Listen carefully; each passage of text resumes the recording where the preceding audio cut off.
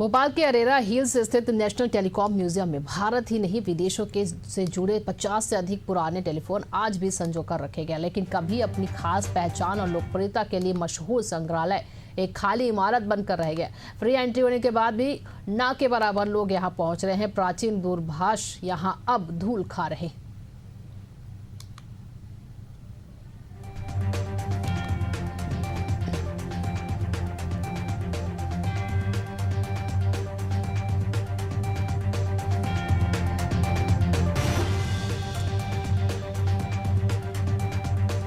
हमारे जीवन का एक महत्वपूर्ण सार है संचार।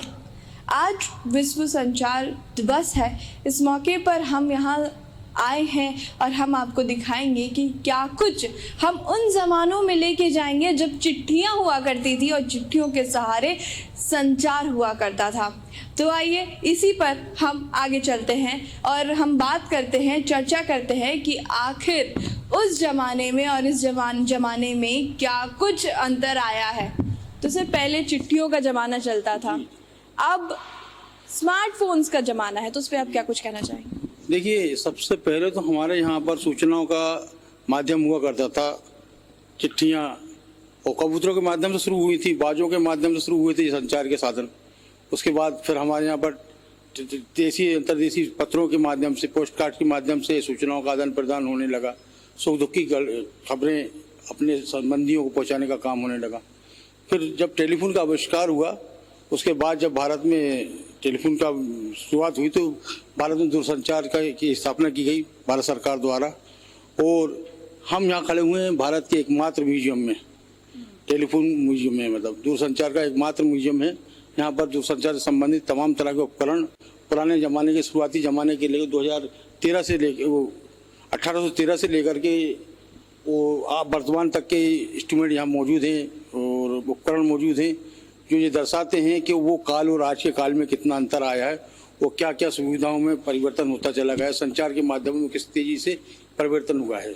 इन सारी चीज़ों पे हम जा चुके हैं। अब मैं आपको दिखाना चाहूँगी, ये देख सकते हैं, ये कनेक्टर्स रखे हैं, पुराने ज़माने के कनेक्टर्स हैं, पर इन पे ना फोकस करते हुए मैं इस पे फोकस करना चाहूँगी। आप ये देखिए, ये वायरलेस उस ज़माने का क्रॉसबार जो बताया करता था, ये वो है। और ये देखिए, फायर केबल है, ऑप्टिकल फायर केबल।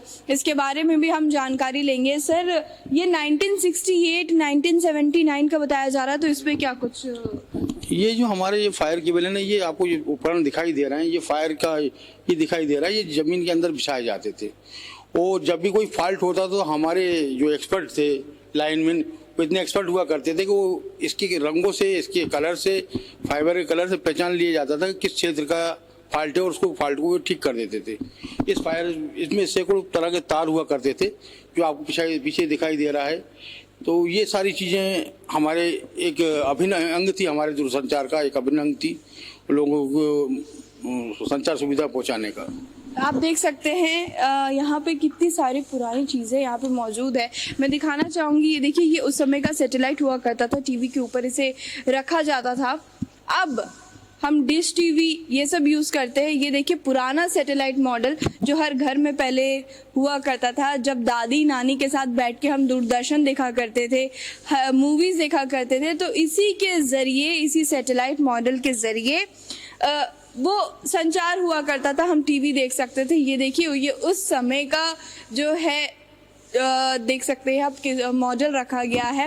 अब हम एलसीडी टीवी पे आ चुके हैं, डिश टीवी पे आ चुके हैं, बिंज पर आ चुके हैं। पर देखा जाए तो शुरुआत कहाँ से हुई थी? तो शुरुआत यहाँ से हुई थी। ये देखिए, ये पुरानी चीज़ें, धूल लगी हुई चीज़ें उन यादों को ताज़ा करती हैं जिन पर अब टेक्नोलॉजी की परत जम चुकी है।